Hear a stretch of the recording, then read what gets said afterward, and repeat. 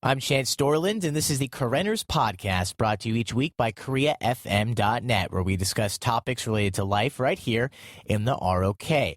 At Koreaners.com, you can find posts for both teaching and non-teaching jobs, as well as posting your resume, things like products, services, finding housing here in South Korea, or even buying a car, as well as information for events taking place in Seoul and other cities. And once again, that's all at Koreaners.com.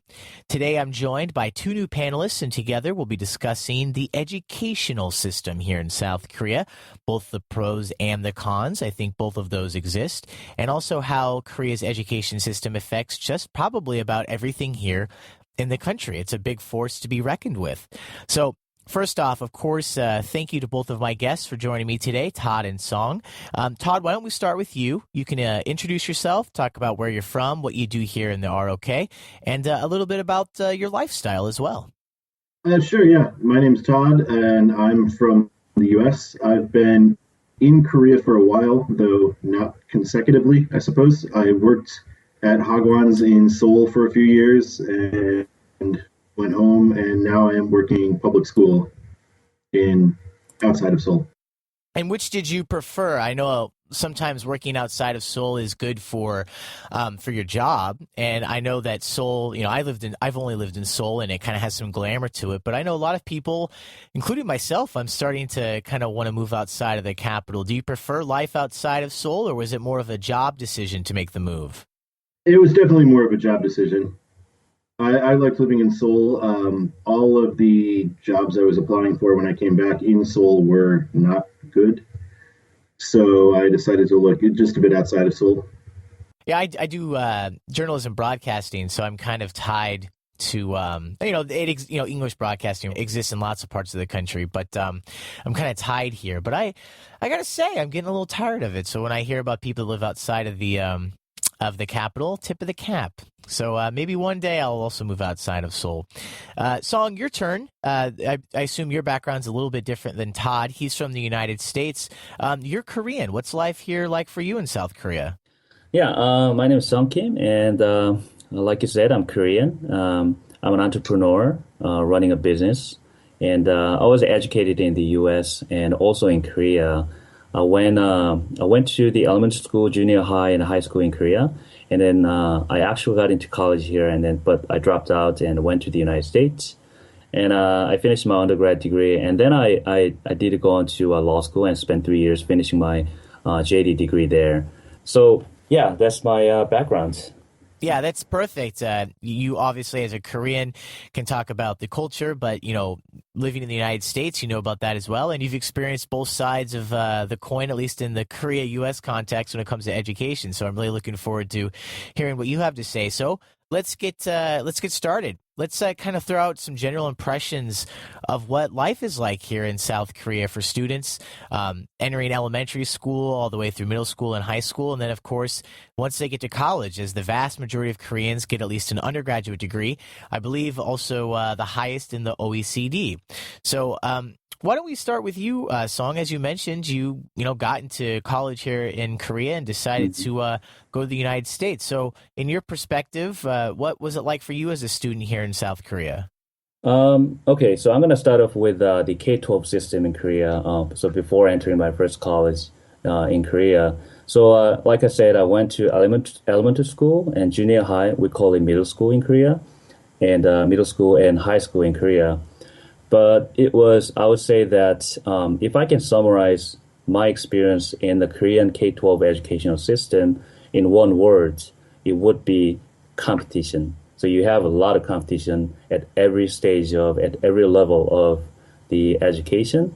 And you got to rank like for every single test. So you have all kinds of tests like when you get into middle school or junior high, if you call it in the United States, you get a rank out of your class, out of the entire district, and sometimes out of nationwide. You get a nationwide rank. Yeah, when you say rank, growing up in rural Iowa, where I'm from, I knew like what grade I got on a test. I knew what grade I got in a class.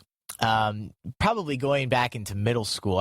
I'm sure I had grades in elementary, but, I just didn't care, or it wasn't important because I was like 10. But in middle school, I definitely remember paying attention to my grades, and of course in high school preparing to go to college. But I didn't know the grades of anyone else unless they told me. So was that the same case for you, or was there a posting of like class ranks so you could see where the students were? Well, by principle, I think that it is supposed to be private, but everybody It knows gets the relative around. ranking. Yeah, it gets around, and sometimes it's posted actually. I remember that, and so you get your reports for each test, and then the people talk about it, and even sometimes teacher publicly talk about it. So you get to know the rank, and you get to know the ranks of other kids eventually. So it was pretty much public. Yeah, I would say. And so that was what you experienced. Once again, you went to college in the United States, so from elementary up into high school. I, obviously didn't do that level of schooling here in Korea. I was born and raised in the United States, though recently I've been taking some classes at a Korean university, and I'll talk about that a little bit later. But would you say, I mean, this is the stereotype, and I think it is very true. You were quite busy, I'm guessing, even from a young age as a student. Yeah, definitely. And even if you don't go to like all those private education outlets, they call it hagwon here. Even if you don't go to hagwon, okay, I went to school by like 7:30 in the morning, and that was middle school when I was like 12 or 13. So studied from 12 to 13. I got to school by 7:30, and then when I was in high school, I stayed in school until 11 p.m. High schoolers kind of like live at school almost. Yeah, right. So I remember that when I was a freshman in high school, I was a little defiant, and I told my teacher that I don't wanna stay in school after dinner, and I wanna just go home and do my own thing. And I remember that my teacher thought I was strange because, and I remember she was saying that not even one out of 100 students can be successful if you don't participate in those after hour studying session. So I remember that. So yeah, I was really busy. And so, Todd, obviously, you come at this whole situation from an angle similar to my own. You're American, you're a foreigner, but you've taught here in South Korea in different types of jobs. So, what has your impression been of either students that you've had or just working in the education industry? I think you mentioned both in private and public, if I remember correctly. Do you agree with what Song just said? And what do you think about that? How did you see that play out as a teacher?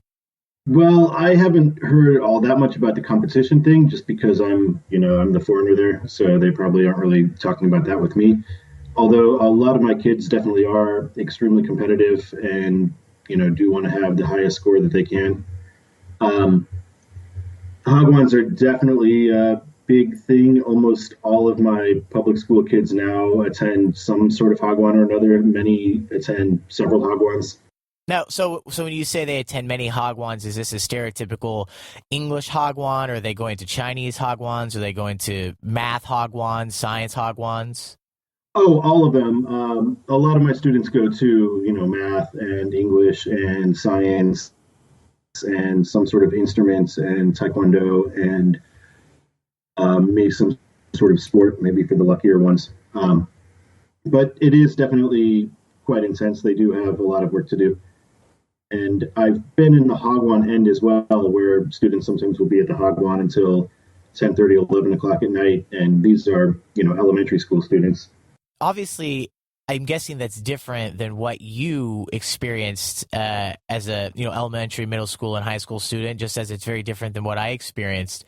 So, have you ever like talked to students and kind of like made them think about their situation? I know that when teachers kind of explain situations, in the West, in North America, or in Europe versus what students go through here in Korea, I hear that the students sometimes get a little bit angry because when they hear about, like, in the United States, when I was in middle school, after school, I had a lot of free time. And I think if I told that to a Korean student, they would either be really excited, be like, wow, that's so cool, or they would be very angry that they don't have any free time. Have you ever had these types of discussions with students? Definitely, yeah. And they're also very surprised about like the American concept of summer vacation. I mean, when I was a kid, summer vacation was Memorial Day to Labor Day, 95 to 100 days every summer. And because Korean winter and summer vacations don't fall between academic years, they fall within the academic year, students always have like camps or homework or things that they have to do during vacation. Yeah, I believe, not everyone goes through this. There are definitely kind of some norms that are very common. So I believe like when you have a winter or some other vacation, if you work at a hagwon where traditionally the hagwon would be after school, the hours then switch to school hours. So if you're used to going to work from like 2 to 8 or 2 to 9, when the kids no longer have school, you just have to be at work at 9 in the morning and the kids just go to the hagwon when they would have been at school during their vacation.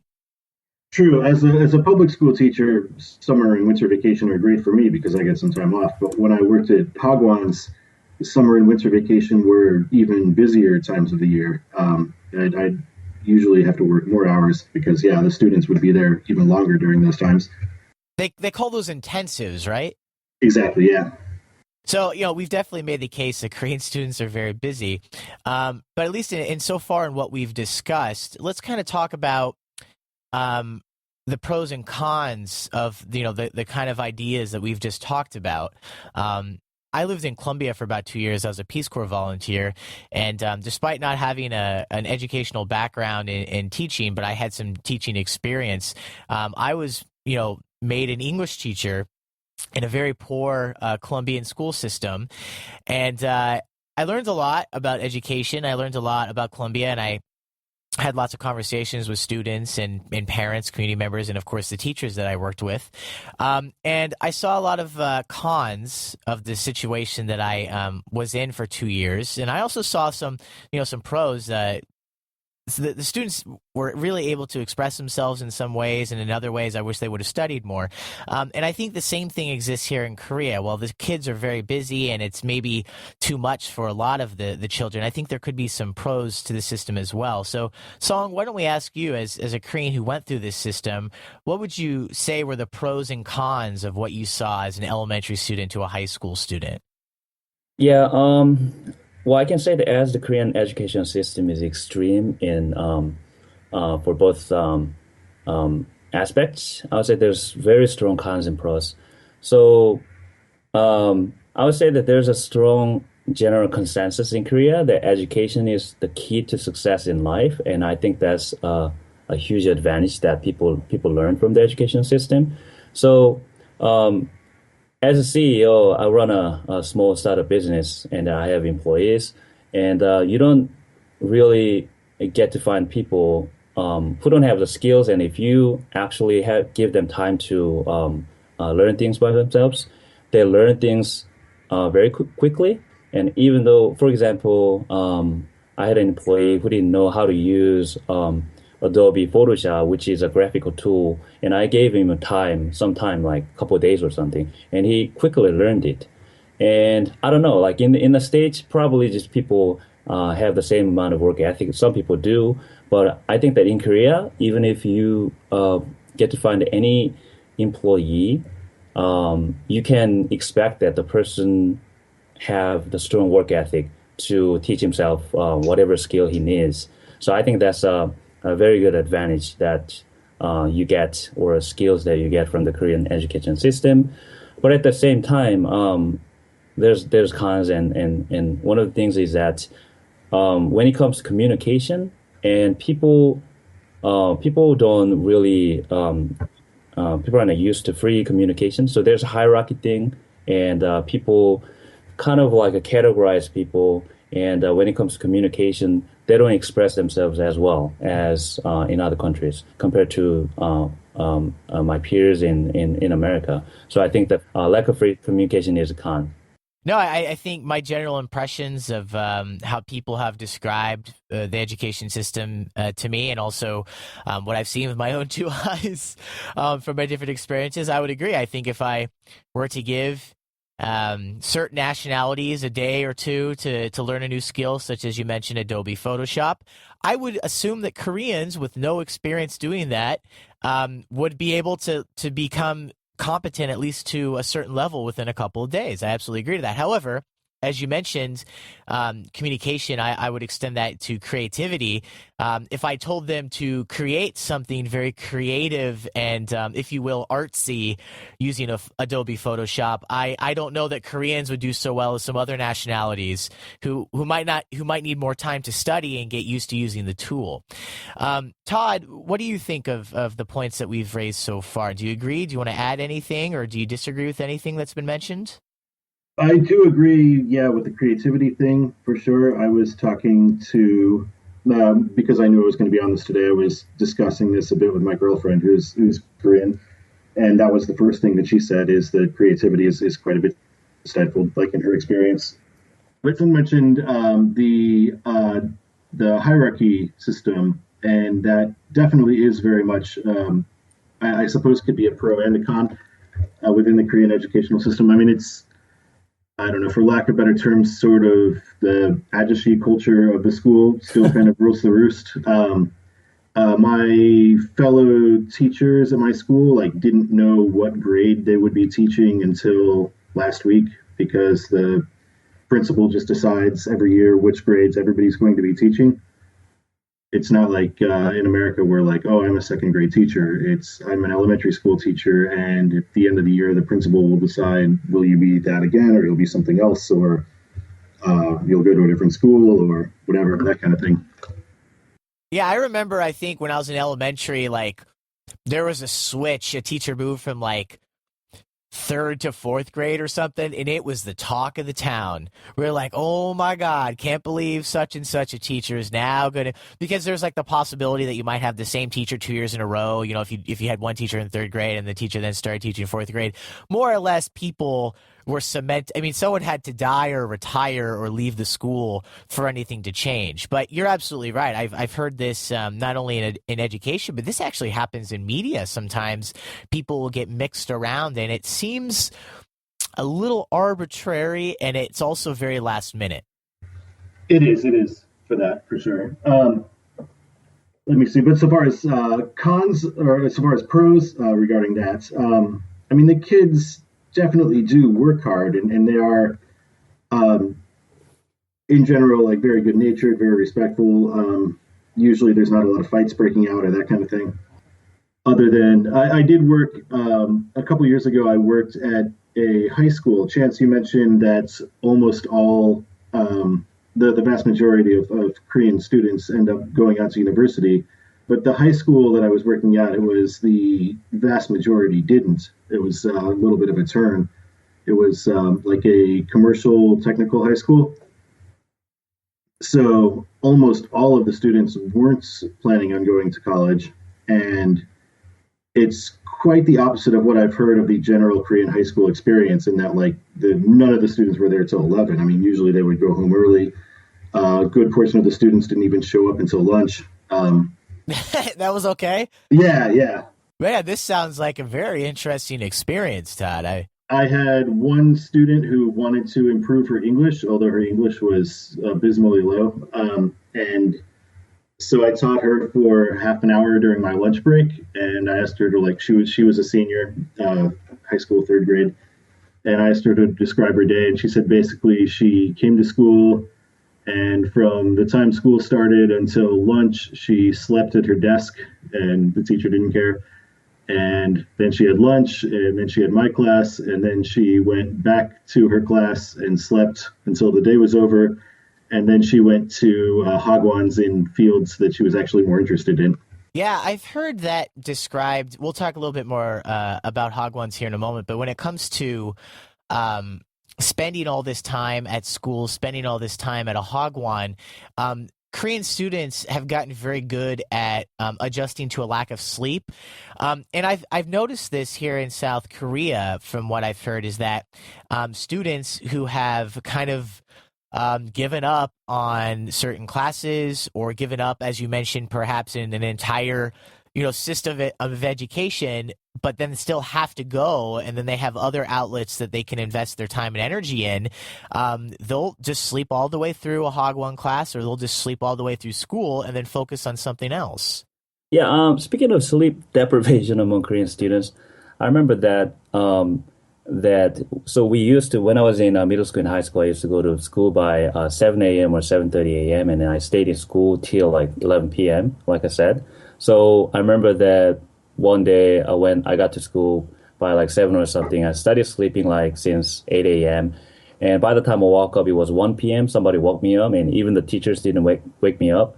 That was kind of like a life that I was leading back then. So even I'm the CEO of a startup right now, and I go to work by 10 a.m. and I I get off work generally like 7 p.m. or something. So when I was in school, the lifestyle was worse than right now as a startup CEO. So you can imagine like what life is like as go to school by 7:30 a.m. And I don't think it's natural for any human being, even if you're like really driven and passionate. So there's like a lack of reasonableness in how they structure their students' lives. So Yeah, like I mentioned, I think maybe it's just because teachers realize that the students only have so much they can give, and so they allow it. But yeah, I've heard of people sleeping in class, and kind of what Todd mentioned, even going to a very rural school district where there are like 50 people in my class and yeah, like 300 people in my high school. I couldn't just skip class, and I couldn't just sleep in class. I don't remember ever really anyone sleeping in class that was noticeable, like maybe if they're in the back, during a study hall or something. So that's definitely a big difference than what I was used to back home. So, we brought up Hagwons, and I said we'll get to it a little bit later. So let's kind of talk about that now. Let's just discuss, it's very common knowledge for a foreigner who lives here in Korea, and of course a Korean, what a Hagwon is. It's this private educational company that, as I spoke with Todd earlier, the stereotype is English, but they have Hagwons for learning Chinese, Japanese, probably some other languages as well, but those are the strong three, I'd say. Science Hagwons, math Hagwons, sports Hagwons, music Hagwons. I mean, and a Hagwon can be, a building where there's, many students and it looks like a school, desks, or a Hagwon can be at someone's home, which would be an apartment in most cases. And you just kind of go there and there's one teacher and just a handful of students, every shape and size, kind of all called a Hagwon. But it is extra. It's not part of the public school system. So it is something that has to be paid for. So, Song, why don't we start with you? In your experience growing up, and then obviously you're older now, but do you think that the Hagwon system is something that is only available to maybe upper class families, middle upper class or rich families and their students? Or do you think even, the real strong middle class and even lower class families here in South Korea, are they able to send their children to Hagwons? Has it just become so ubiquitous that almost anyone can send their kids there? well, like you said, there's all types of hagwon, depending on whether you belong to a low income family or upper class. So pretty much it's universal. So like every type of whether you're low income or middle class or upper class, you have your own type of hagwon. So, but definitely this hagwon system definitely favors middle class or upper class parents or students. And because you can see that even some middle class parents, even they actually physically move to Gangnam, which is a central part of Seoul, the rich part of Seoul. They even move to Gangnam to send their kids to some select private hagwons that are very expensive. And just by living in Seoul, it costs a lot of money. I know the area that I think is east of Itaewon has some very nice, or at least one very nice private school. I think I even met the head director of a very nice international private academy school that was, I think, in that really rich foreigner area east of Itaewon. And so I kind of have always thought of that as kind of a school area that is very prestigious. But you're saying, so the best private after-school academies, they're in Gangnam, and people will move to Gangnam just so their kids can go there. Right. So, things depend on which school district you go to. So the first thing they wanna send their kids to a better school district, which is generally in Gangnam, and then there's Hagwon system, and people think that there's a better better education or better talent, better teacher talent in certain part of Seoul. So they send their kids to those areas. Like I said, Daechidong, or you said Eastern Itaewon, and all those parts are the ones that are known to have better hagwons. So, but again, if you want to move over there, if you want to send your kids to those hagwons, then you need money. It costs a lot of money. So first, you need to sometimes you have to move to Seoul if you're from outside Seoul. And the hagwon itself costs a lot of money. Tuition is a lot. So that is quite a concern for a lot of parents. But if you're a low income family, you have your the hagwons that you can afford. So no matter which class you belong to, the cost of private education is very high. That's an interesting point. So you're saying no matter which economic class you're a part of, for the amount of money you make, it's going to be expensive. But if you're middle class, it's going to be expensive for a middle class income. And if you're upper middle class, or what would be considered rich, then it's still high because you're sending your kids to a different hagwon. Yeah, definitely. So Todd, as someone who's taught in the hagwon system, what did you see? Did you see the hagwon you were at cater to a certain economic class of Korean families? Did you see a little bit of a mix, or was it hard for you to tell? Was it not something you noticed? Sometimes it'd be hard to tell. My very first hagwon was in the Gangnam area. It wasn't Daechidong. It was Socho Banpo, and I was super new to Korea, so I didn't really know what was going on. But it was definitely higher income kids that were there. I later moved to Noan, to a neighborhood that families also did move to specifically for the hagwons. Maybe the families who couldn't afford Daechidong. No, no one's an interesting area though, because that's like the hagwon capital of Seoul. That's the area that people always talk about. Yeah, from what I understand, it's less so today, but maybe 5 years ago, where I was living in Junggyeong and Noan, there was like every building had several hagwons in it. So I know a lot of parents did move to that neighborhood because the rent's not nearly as expensive as Daechidong, but the rent was such that I had a couple of friends who were English teachers who got married, and they had to immediately move out of the area because they didn't have enough money to actually live there if the school wasn't paying the rent. So if they, the traditional is like, you can get more money and it can change depending on the situation, but very traditional is like 2.1 million won and you get a free apartment. So if you get married and you're not going to have the apartment part of it anymore and you have to find your own housing within the area, you said that it just wasn't worth it price wise.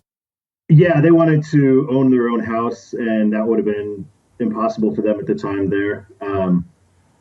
And they obviously didn't want to live in a one-room office together, so which is what the school was providing. I did notice I was mostly teaching elementary school hagwon, and after I'd been there for maybe a year, I had some middle school classes, and there was definitely a stark difference there. Because the elementary parents would be extremely concerned with how much the kids are going to be able to talk in class and that sort of thing. Whereas when I was in middle school, if a kid was sleeping in the class and I try and wake him up, my co-teacher might just say, oh, no, just let him sleep. It's fine. So the elementary parents are like, I really want my kid to get the best education possible. And the middle school parents were more, I want my kid out of the house. Yeah, I've heard that before. It's weird because you use the term babysitter probably more for elementary school students, but I've heard some teachers describe, being a hagwon teacher, they have some students who, I think a lot of kids, if they could choose, probably wouldn't want to go to hagwon because, as we mentioned earlier, they would love to have some free time or just, be able to sleep and act like kids. But some kids who go there, it's pretty obvious that maybe it just keeps them out of the house or, lets their parents have some free time. Yeah, I would say so. And avoid paying for any kind of daycare or something. Or if that's a thing now, I don't know. I've come from the old school. I went home from school, elementary school, when I was like 10, 11 years old to an empty house, and it was no big deal back in those days. Oh, yeah. I'm not sure how that works now in the States, but I Oh yeah, oof, man. If there had been some really creepy people in my neighborhood who were looking to kidnap a kid, there were plenty of opportunities. Me walking around when I was like 7, 8 years old, and that was really funny. When I lived in Germany. Gosh, like 6 years ago for a year, and it was really funny because in Germany I would see like 6-year-old kids with their square backpacks. German kids always had these really funny looking square backpacks. They would just be walking around the capital of the city by themselves, and I just thought how cool that was because if I was in the States, I would have been like immediately like, where are your parents? Where should you be? Why are you running around? And I see that here in Korea, and that's actually one of the reasons I live here in Korea because I just think it's such a safe place compared to some places back home. But we definitely have covered Hagwons really well. Let's jump into a little bit of a different angle on this. Song, you of course can chime in here as much as you want. I don't know if this will be particularly something that you can comment on, but we'll see. Todd, why don't you talk about being a teacher here in Korea? You've had experiences as both a public school teacher, private teacher at a Hagwon. You may or may not have had teaching experience back in the States. You'll find Americans who come here to Korea who teach who, if you will, were real teachers back home, certified to teach in a public school system, or, maybe they just don't have a criminal record and they, went to a college and they came here to teach. So what has it been like for you? Do you consider yourself a teacher? Would you tell people back home that you're a teacher, or would you tell people you teach English? Because that's a little bit of a different context. Well, in recent years, I have worked to trying to up my certification a bit just for the sake of being a better teacher. Like I got online TESOL several years ago, and then I went and did a CELTA program last year, which is one of the more intensive teaching certification programs you can do without doing a full-on grad school program, which I'm also interested in doing mainly for university purposes, but the rules have changed here. So if I were to do that, I'd probably have to go to China for a couple of years. So I'm not sure if I want to do that. But that aside, so yeah, I do think I don't have a teaching certificate back home, no, but I do definitely consider myself more of a teacher now. I know much more how to interact with the kids, how to elicit responses out of them, how to cover whatever our key objectives for the particular lesson is, how to lesson plan, that kind of thing. What do you think about sometimes people talk about, and this has actually been written about quite extensively, like whether or not Korea is getting its money's worth when it comes to its English language obsession. As I've mentioned, some people come here and they have lots of teaching experience, may have worked, as a public school teacher back home, wherever they come from. And then other people come and, they stay here for like a year or two and then they go home. There's nothing wrong with that. Or someone comes here and it sounds maybe you're kind of in this situation, Todd, where you come here and then you invest in it. You take some education classes and then maybe think about going to grad school, as you mentioned. So do you think whether or not Korea is getting its results that it should for the amount of money of its spending, is that something about the Korean system, the way that it's set up, preventing that from happening? Is it that they need to look for higher quality teachers? What are your kind of thoughts on this as someone who's taught at both a Hagwon and in the public school system? Well, wages have been fairly stagnant like the entire time I've been here, which isn't really that doesn't really lure the anybody with high credentials to come here. I've seen ridiculous job ads like, must have education major and must have, or, strongly prefer, graduate degree, blah, blah, blah, 2.1 at wherever Hagwon, 9 kindergarten classes a day. And anybody with those credentials, I have no idea why would they would take such a job.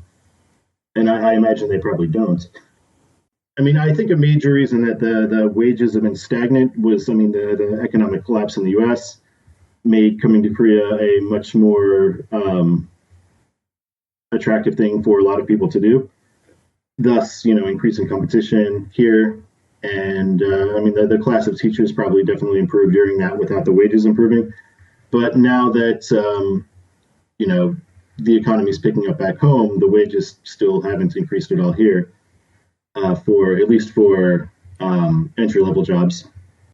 Song, what is there any type of, I don't know if you call it a stereotype, but as a Korean, can you comment on what Korean perceptions of English teachers are? Foreign native speaking English teachers that come here, do Koreans think that they're highly educated? Do they think that they're just here, to travel for a year and teaching allows them to do that?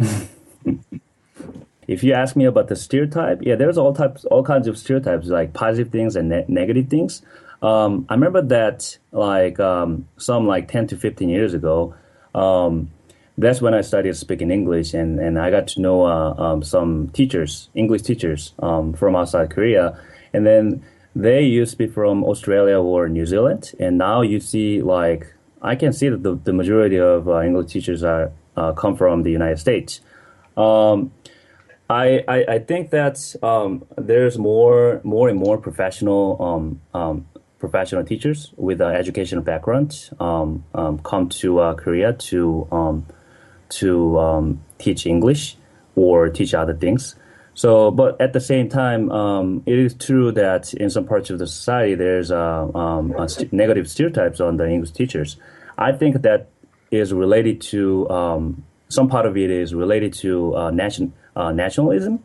So some Korean people think that Korea should stay as unified and very homogeneous. So if they see white English teachers hang out with Korean people, Korean ladies, maybe some sort of negative stereotype can kick in their perception. And I've heard that some English teachers don't have proper educational background, but I think that that is a minority of people have the perception, and now I think people consider that more and more professional people with professional education background come to Korea to teach English. Well, that's good to hear. I mean, as a Caucasian Western guy who does date a Korean girl, as I mentioned earlier, my girlfriend's Korean and we're planning to eventually get married at some point. I'm definitely no stranger to the fact that some people think I have yellow fever, and I love my girlfriend, everything's fine, but I'm a heavier set white guy and she's very thin, and I would consider her very attractive, smart, highly educated Korean girl. So, sometimes I feel like some people might think something about us, and I've gotten a few weird looks on the subway from some older Koreans, both men and women. But and as I've mentioned before, I think maybe Todd would probably agree with me. White and black couple, mixed race couple in the United States, it wouldn't be out of the question to get some stares or some very horrible comments. So it's not as if Korea is the only place where that's going to happen. But yeah, no, it definitely happens here. But it's nice to hear that you said you think it's at least going in a more positive direction. Yep. So we have maybe about 10 minutes left here on the program today. It's been great talking with you guys. We could talk about this a lot longer. But something I definitely want to make sure we get to, and we could talk about some other subjects as well before about our hour time limit ends. Let's talk about what we would like to see happen to the education system here in Korea. As I mentioned, with anything, there are some pros and cons, and I've had this discussion before where despite the fact that things are very difficult for students here, I really think that some of the things that are very integral to the system need to stay there, or at least don't need to change too much. But I want to hear what you guys think. So Todd, as someone who's taught, once again, public sphere, private sphere, in and out of Seoul, different jobs, sounds like you've moved around quite a lot as opposed to some people who stay here and they'll kind of teach at the same place for 5 or 6 years. What would you like to see changed? Do you think, kids need to be more able to, to act like kids and have some free time and just run around and do stupid things like kids do? Or do you think, if you're going to have kids go to school and then also go to a Hagwon all day long, that can be okay as long as the kids are engaged in a different way and they feel like they're getting something out of it? Let's see. I'm not sure exactly how to back off the Hagwon system as it is now. It seems to be fairly firmly entrenched, and I do think a lot of the Hagwons, do well. outside of English as well. I mean, I actually am currently going to a piano hagwon, which is, I don't know, something interesting. And I enjoy it. It seems to be a good system, although I've never taken a piano lesson in America, so I have no idea how it would compare. I presume in America they would speak English. Beyond that, I don't know. Well, one thing that I think could help. I mean, the sunung, of course, is the stress for all of this. The reason all of this is there, the reason the English Hagwons are there, is for the Korean SAT, the sunung. And I think one of the reasons that the test is such a huge amount of pressure is the fact that students can only take it once a year. Right. So And it's a big deal. I mean, like the whole day, they have like traffic is rerouted so kids can get to school. They reroute air traffic so it's not too loud with the airplanes, making noise. Kids stand outside cheering on the students as they go in to take the test. You walk around town and it's probably very noticeable that that's the day they're taking the test. yeah, I think if they were to make a change for that, I mean, in America you can take the SAT as many times as you want to, as long as you want to shell out $50 or whatever it is to do it. Um, so if you do happen to bomb it once, you can take it the next month and possibly improve. Whereas I know here, if they don't get the score that they were looking for the first time around, they have to wait an entire year, and oftentimes that involves super intense cram schools where they're there for the entire year. Yeah, like I've heard of Koreans who will not get a good score, and then I guess they would graduate high school and then just basically take a whole year to study for the test and then go to college a year later. Yeah, exactly. Yeah.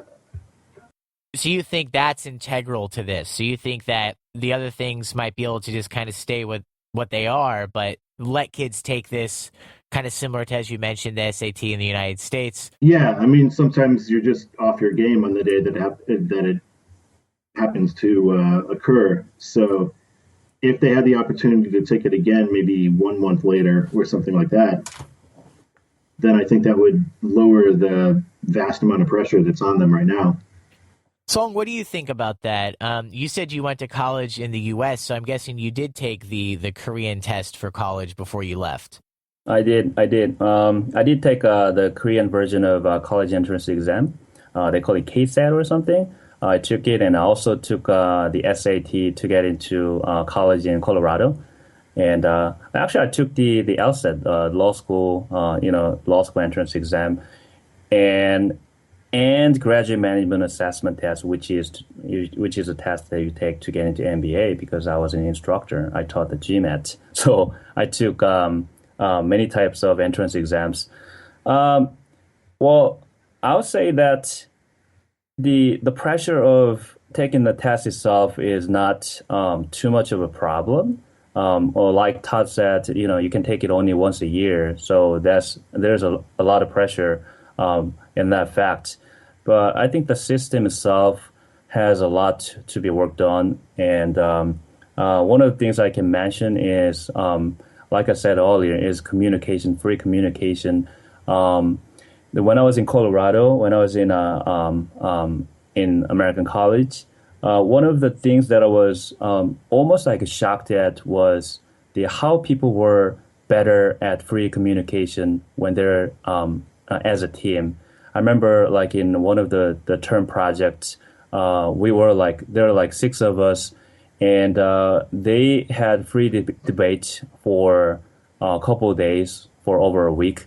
And then I remember that they created a better result than the sum of each of the members by freely communicating with each other. So basically, they were talking, and then everybody was just giving something on the table, and then and as a result, as a team, the team created a better result than the basic sum of the individual talent in total. So that was quite a new experience to me, because in Korea, you don't really talk to other kids to create a result, and then you don't really get to have the room, or they don't.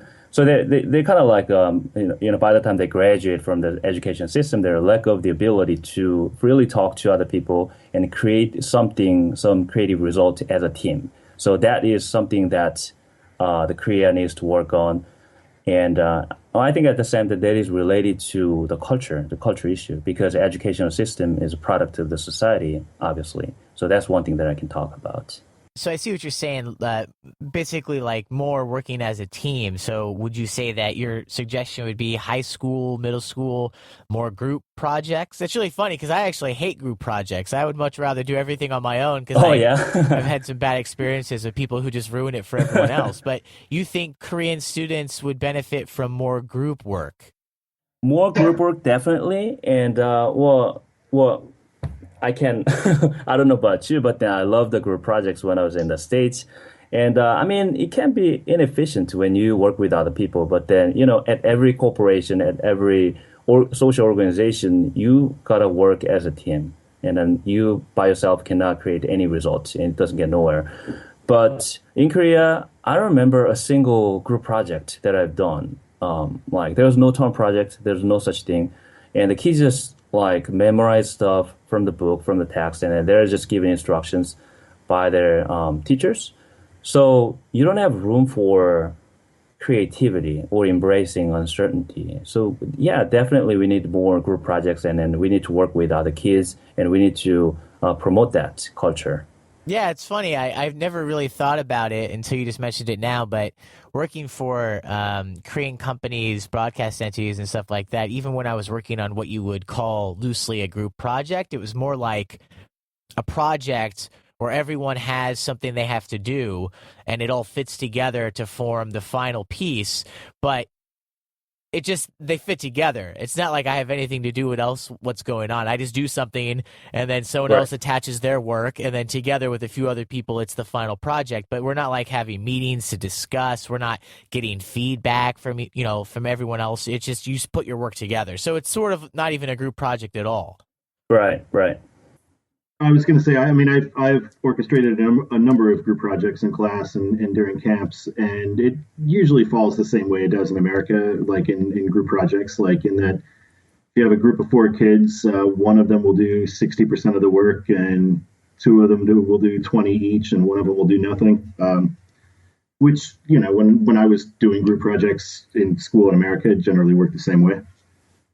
Yeah, when I was in college, I think I even didn't take a class one time that I wanted to take because I knew that there was going to be a group project, and it's just like there's always that guy. I mean, I'm sure there's a girl too, but there's always that guy in my experience who does nothing. So in your experience here, Todd, you've seen similar results. Yeah. I mean, I think it's just human nature. It's just the way it's going to work out in that circumstance.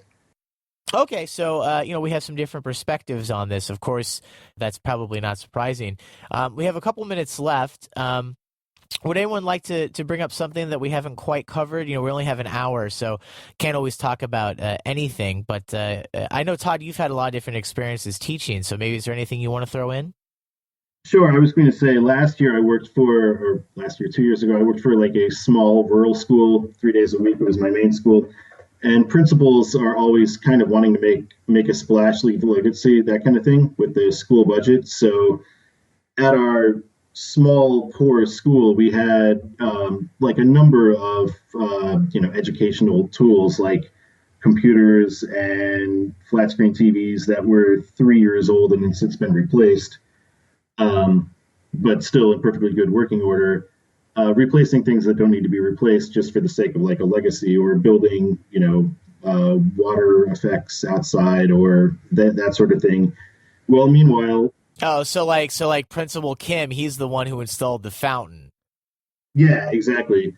So money being spent on that. Well, meanwhile, the classrooms are, freezing in the winter and sweltering hot in the summer because they don't want to spend money on heating and air conditioning, which I think would actually probably affect the learning quite a bit more. Where I mean, the winter when the students are all bundled up in coats, zipped up to their necks, and wearing scarves and hats indoors, I think it makes it a bit harder to pay attention and focus in that circumstance than if maybe we had a flat screen TV that was 55 inches instead of 60 inches and that was 3 years old instead of brand new, would probably be better use of the funds, in my opinion, at least. And so you mentioned one specific rural, I think you described also as like a poor school, despite the fact that they're buying all these things. Would you say that you saw this in other capacities as well? This, I don't know what you would call that, but perhaps flashy use of funds that could have been used in better ways? For sure, yeah, yeah. And also at that school, I was there for 1 year and I would have stayed, and they instead. Replaced you with like a 22-year-old guy? Is that No, they decided they didn't want a native teacher at all. And at this school, it's really the kids' only chance to interact with a native teacher, because there is a Hagwon near the school that a few of the kids go to for English teaching, but the Hagwon doesn't have a native teacher either, because I mean, no native teacher is going to want to work in that rural district for whatever that Hagwon would have been offering. And at that school, because it is rural and small and poor in that area, it's really those kids' only chance to interact with a native teacher. And my co-teacher there was excellent. Her English was nearly flawless, and she'd spent many years abroad as well. And they didn't keep her either. They decided to just have the homeroom teachers teach English, and there was really only one homeroom teacher at that school who could speak English at all. Now, Song, you just laughed. Does this surprise you at all, this story? No. Well, I just they just remind me of when I was in high school. There was this one teacher from Michigan, and then this guy, he was I think he was like 23 or something. He was very young, and then I just remember that, and he was such a nice guy, and it was rather in class we were just talking. It was like a group talk, like him versus the entire class of these Korean high school students. So we're talking about a lot of funny things. I was thinking about that. Well, yeah, I know. As we've all been discussing, I've actually kind of had some flashbacks to my time in the Peace Corps, I went to college in Boston, had a great time there, my time as a elementary, middle school, and high school student in Iowa, with varying degrees of awesome and not so awesome times. But, whatever, I've made peace with the way that I was brought up. So I get what you're saying there, Song. So we'll have to end it, guys. It's been an hour. Song, I'll start with you. Thank you so much for being on the show, and best of luck. You mentioned lots of business stuff you have going on, so good luck with that. Thank you. And Todd, thank you so much. I really appreciated your input. You've had lots of educational experiences here in South Korea, and it really added to the program. Thank you. This, of course, has been the Kareners Podcast, brought to you each week by KoreaFM.net. And you can leave us a comment on these or other topics, or on the podcast itself. You can go to Kareners.com or Facebook.com/Kareners. And be sure to subscribe with Android podcasting apps, iTunes, Stitcher Radio, Spreaker, or you can connect just with our RSS feed itself, and all that information is available at the bottom of this episode's description. I'm Chance Dorland, and we'll talk again next week.